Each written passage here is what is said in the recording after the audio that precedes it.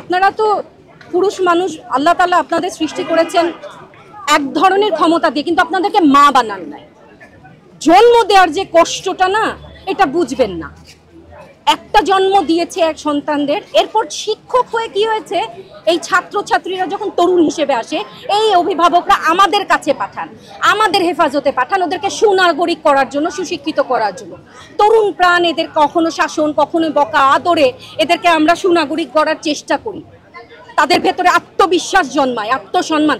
তার কলার চেপে ধরেছেন, তার বুকটা বুলেট দিয়ে ঝাঁঝরা করেছেন, সমস্ত বাহিনীকে ব্যবহার করে নিয়েছেন।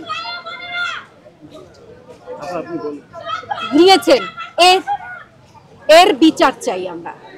একটু জানতে চাই, অনেকেই বলছিলেন যে এই এতগুলো প্রাণ ঝরে যাওয়ার পরে কি সবাই সোচ্চার হলেন কেন? মানে এটা তো না, আমরা যে যার জায়গা থেকে ছিলাম, কিন্তু ওই যে ভয়ের বীজ তো মাথায় ঢুকিয়ে দিয়েছেন।